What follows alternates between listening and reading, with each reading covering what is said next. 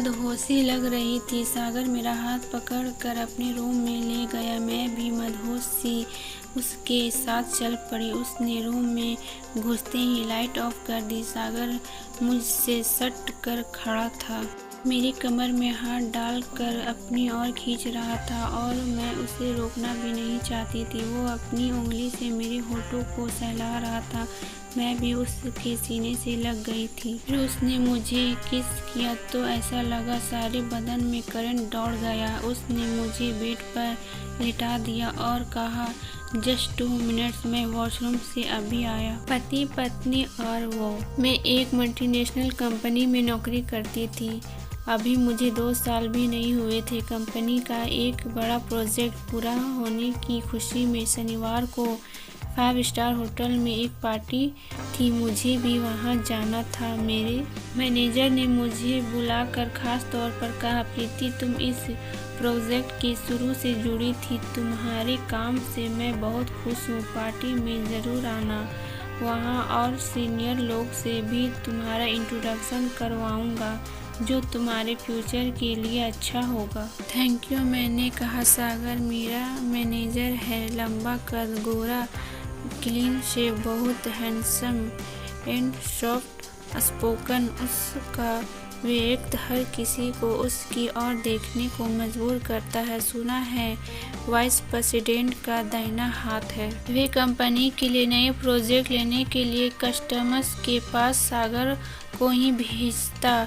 सागर अभी तक इसमें सफल रहा था, इसीलिए मैनेजमेंट उससे बहुत खुश है। मैंने अपनी एक कोलिग से पूछा कि वो भी पार्टी में जा रही है या नहीं, तो उसने कहा, अरे वो हैंडसम बुलाए और हम ना जाए, ऐसा कैसे हो सकता है। बड़ा रंगीन और मस्त मौला लड़का है सागर। वो शादीशुदा नहीं है क्यों, मैंने पूछा। HR वाली मैम तो बोल रही थी कि शादीशुदा है पर बीवी कहीं और जॉब करती है। सुना है अक्सर यहाँ किसी न किसी फ्रेशर के साथ उसका कुछ चक्कर रहा है।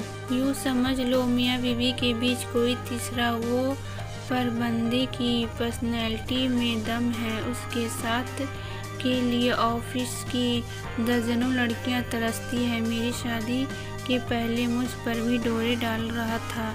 मेरी तो अभी शादी भी नहीं हुई है, सिर्फ सगाई ही हुई है, एक शाम उसके नाम सही। मतलब तेरा भी चक्कर रहा है सागर के साथ? पगली शादीशुदा होकर ऐसी बात करती है। खैर ये सब बातें छोड़ और बता, तू आ रही है ना पार्टी में? 100% आ रही हूँ। मैं शनिवार रात पार्टी में गई। मैंने पार्टी के लिए अलग से मेकअप नहीं किया था, बस वही जो नॉर्मल करती थी। ऑफिस जाने के लिए सिंपल नेवी ब्लू कलर के लॉन्ग फ्रॉक में ज़रा देर से पहुंची। देखा कि सागर के आसपास 4-5 लड़कियां पहले से बैठी थीं। मुझे देखकर वो फौरन मेरे पास आकर बोला, वाह Priya, you are looking gorgeous, come join us. पहले सागर ने मेरा हाथ पकड़कर मुझे वाइस प्रेसिडेंट के पास ले जाकर उनसे मिलवाया। उन्होंने कहा, यू आर लुकिंग ग्रेट सागर, तुम्हारी बहुत तारीफ करता है, तुम्हारी रिपोर्ट्स भी एक्सीलेंट है। मैंने उन्हें थैंक्स कहा, फिर अपनी कोलिग्स की टेबल पर आ गई। सागर भी वहीं आ गया। हॉल में हल्की रंगीन रोशनी थी और सॉफ्ट म्यूजिक चल रहा था। कुछ स्नैक्स और ड्रिंक्स का दौर चल रहा था। सागर ने मुझे से भी पूछा, तुम क्या लोगी? मैं कोल्ड ड्रिंक लूँगी। सागर के साथ कुछ अन्य लड़की भी हंस पड़ी। ओह कम ऑन, कम से कम बियर तो ले लो। देखो तुम्हारी सभी कोलिग्स कुछ ना कुछ ले रही है। कहकर उसने मेरे गिलास में बियर डाली और फिर मेरे और अन्य लड़कियों के साथ गिलास टकरा कर चीयर्स कहा। पहले तो मैंने 1-2 घूंट ही लिए, फिर धीरे धीरे आधा गिलास पी लिया। डांस के लिए फास्ट म्यूजिक शुरू हुआ। सागर मुझसे रिक्वेस्ट करा, मेरा हाथ पकड़कर डांसिंग फ्लोर पर ले गया। पहले तो सिर्फ दोनों यूं ही आमने सामने खड़े शो कर रहे थे, फिर सागर ने मेरी कमर को एक हाथ से पकड़कर कहा, लेट ऑफ डांस प्रीति, और फिर दूसरे हाथ मेरे कंधे पर रखकर मुझसे भी मेरा हाथ पकड़ ऐसा ही करने को कहा। म्यूजिक तो फास्ट था, फिर भी उसने मेरी आंखों में आंखें डालकर कहा, मुझे स्लो स्टेप ही अच्छा लगता है, ज़्यादा देर तक समीप बना रहता है, कुछ मीठी बातें करने का मौका भी मिल जाता है और थकावट भी नहीं होती है। मैं सिर्फ मुस्कुराकर रह गई। वो मेरे बहुत करीब था, उसकी सांसें मैं महसूस कर रही थी और शायद वो भी मेरी सांसें महसूस कर रहा था। उसने धीरे से कहा, अभी तुम्हारी शादी नहीं हुई है ना? नहीं, शादी अभी नहीं हुई है, पर 6 महीने बाद होनी है। समरेश मेरा boyfriend and would be hobby foreign assignment पर अमेरिका में है। वेरी गुड, कहा उसने मेरे कंधे और गाल पर झूलते बालों को अपने हाथों से पीछे हटा दिया। अरे ये सुंदर चेहरा छिपाने की चीज़ नहीं है। फिर उसने अपनी उंगली से मेरे गालों को छू कर होठों को छूना चाहा तो मैं नो कहकर उससे अलग हो गई। मुझे अपनी सहेली का कहा याद आ गया था। उसके बाद हम दोनों 2 महीने तक ऑफिस में नॉर्मल अपना काम करते रहे। एक दिन सागर ने कहा, हमें एक प्रोजेक्ट के लिए हांगकांग जाना होगा। हमें मतलब मुझे भी, ऑफ कोर्स तुम्हें भी। नहीं सागर, किसी और को साथ ले जाओ। इस प्रोजेक्ट में तुम या ना समझना कि ये मेरा फैसला है, बॉस का ऑर्डर है, या तुम्हें चाहो तो उनसे बात कर सकती हो। मैंने वाइस प्रेसिडेंट से भी रिक्वेस्ट की, पर उन्होंने कहा प्रीति बाकी सभी अपने अपने प्रोजेक्ट में व्यस्त है। 2 और मेरी नज़र में थी, उनसे पूछा भी था, पर उन दोनों अपनी प्रेगनेंसी के चलते दूर नहीं जाना चाहती थी। मेरे पास तुम्हारे सिवा और कोई ऑप्शन नहीं है। मैं सागर के साथ हांगकांग गई। वहाँ 1 सप्ताह का प्रोग्राम था। काफ़ी भागदौड़ भरा सप्ताह रहा, मगर 1 सप्ते में हमारा काम पूरा ना हो सका। अपना स्टे और 3 दिन के लिए बढ़ाना पड़ा। हम दोनों थक कर चूर हो गए थे। बीच में 2 दिन वीकेंड में छुट्टी थी। हांगकांग के क्लाइंट ने कहा, इसी होटल में स्पा मसाज की सुविधा है, मसाज कर लो तो थकावट दूर हो जाएगी, और अगर एंजॉय करना है तो कोवलून चले जाओ। मैं तो वहाँ जा चुका हूँ, तुम कहो तो चलते हैं, थोड़ा चेंज हो जाएंगे। सागर ने कहा। हम दोनों हांगकांग के उत्तर में कोवलून द्वीप गए। थोड़ा सैर सपाटा के बाद सागर बोला, तुम होटल के मसाज पार्लर में जाकर फुल बॉडी मसाज ले लो, पूरी थकावट दूर हो जाएगी। मैं स्पा गई। स्पा मैनेजर ने पूछा, आपने अपॉइंटमेंट में थेरेपी की चॉइस नहीं बताई है। अभी पुरुष और महिला दोनों थेरेपी है मेरे पास। अगर डीप प्रेशर मसाज चाहिए तो मेरे ख्याल से पुरुष थेरेपी बेहतर होगा, वैसे आपकी मर्जी। मैंने महिला थेरेपी के लिए कहा और अंदर मसाज रूम में चली गई। बहुत खुशनुमा माहौल था। पहले तो मुझे ग्रीन टी पीने को मिली। कैंडल लाइट की धीमी रोशनी थी, जिसे से लेवेंडर की भीनी भीनी खुशबू आ रही थी। लाइट म्यूजिक बज रहा था। थेरेपी ने मुझे कपड़े खोलने को कहा, फिर मेरे बदन को एक हरे सॉफ्ट लिनेन से कवर कर पैरों से मसाज शुरू किया। वो बीच बीच में धीरे धीरे मधुर बात कर रही थी। फिर थेरेपी ने पूछा, आपको सिर्फ मसाज करनी है या कुछ extra service with extra cost per? किस टेबल पर नो सेक्स? मुझे आश्चर्य हुआ कि उसे ऐसे कहने की क्या ज़रूरत थी।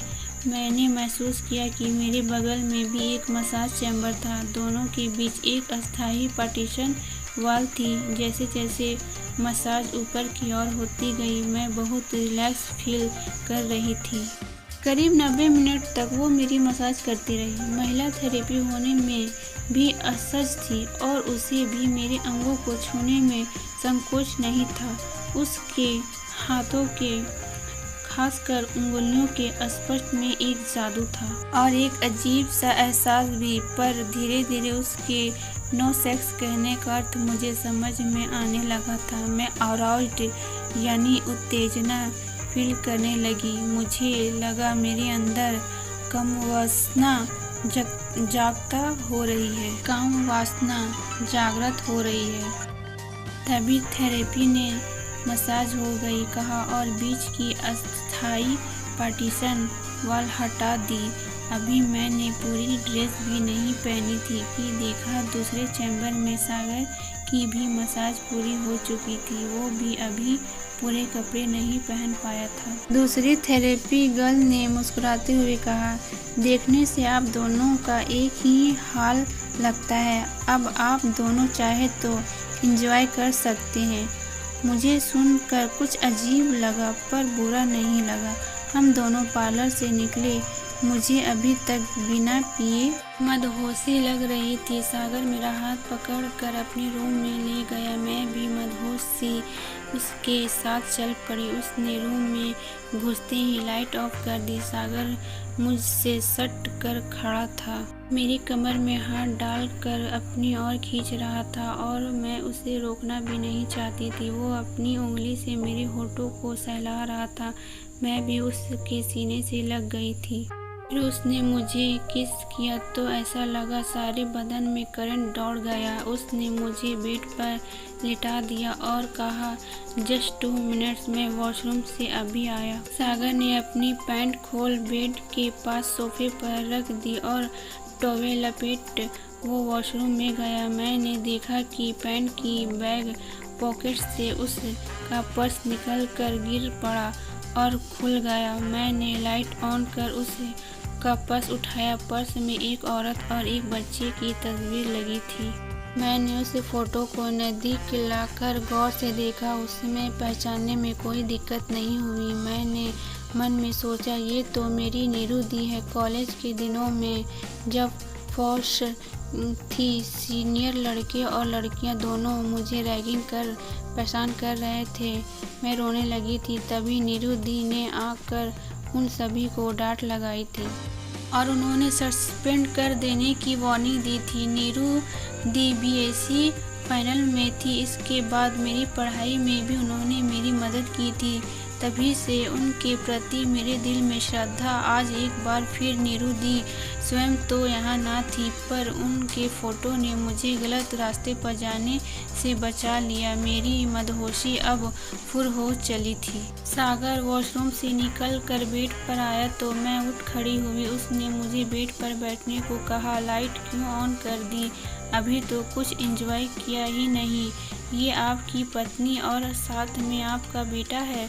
हाँ तो क्या हुआ? वो दूसरे शहर में नौकरी कर रही है।